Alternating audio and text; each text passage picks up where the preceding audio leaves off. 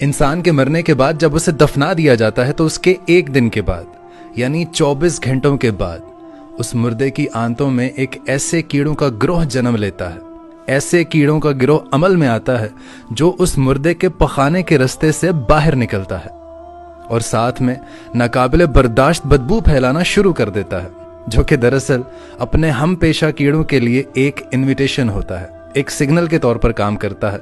और ये ऐलान होता है बिच्छू और तमाम कीड़े मकोड़े उस इंसान के जिस्म की तरफ हरकत करना शुरू कर देते हैं और उस इंसान का गोश्त खाना भी शुरू कर देते हैं। और आप ये जानकर हैरान हो जाएंगे कि इंसान की तदफीन के 3 दिन के बाद सबसे पहले इंसान की नाक की हालत खराब होना शुरू हो जाती है।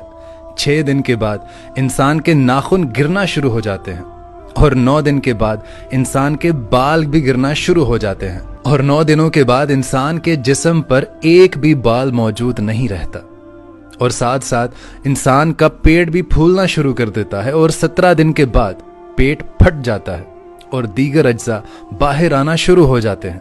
60 दिन के बाद मुर्दे के जिस्म से सारा गोश्त खत्म हो जाता है और इंसान के जिस्म पर एक भी बोटी, एक भी गोश्त का लोथड़ा मौजूद नहीं होता। और दोस्तों 90 दिन के बाद इंसान की हड्डियां भी एक दूसरे से जुदा होना शुरू हो जाती हैं और पूरा 1 साल लगता है। 1 साल के बाद वो तमाम की तमाम हड्डियां भी बोसीदा हो जाती हैं और बिलाखिर जिस इंसान को दफनाया गया था 1 साल के अंदर अंदर उस इंसान का वजूद खत्म हो जाता है, खत्म।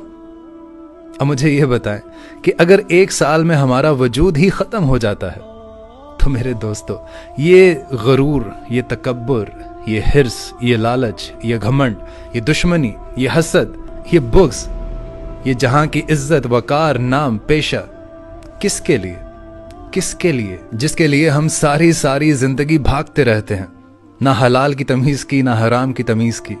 हमने पैसा इकट्ठा कर लिया, शान शौकत बना ली, लेकिन आखिर में 1 साल भी नहीं लगा आपको सफ़ाए हस्ती से मिटने में।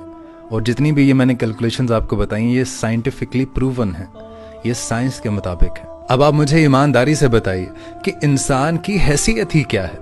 मट्टी से बना है, उसने मट्टी में ही गर्क हो जाना है। और हमारे यहाँ 5-5, 6-6 फुट के जवान आदमी यूं जमीन पर अकड़ के चलते हैं, अपने आप को ताकतवर समझते हैं, दूसरों को हकीर समझते हैं। दुनिया पर हुकूमत करने वाले सब इस दुनिया से जा चुके हैं, सब इस दुनिया की मट्टी में मिल चुके हैं। इसलिए अल्लाह को आजिज़ी पसंद है, अल्लाह को इनकसारी पसंद है। दुनिया में आप एक चंद दिनों के मेहमान हो बस, लिहाजा आपको अपनी आखिरत की जिंदगी की फिक्र रहनी चाहिए। दुनिया में भी रहें, कमाएं, किसी ने मना नहीं किया, लेकिन गुरूर, तकब्बुर से जरा दूर रहें। अपनी आखिरत की फिक्र को अपने ऊपर लाजिम कर लें।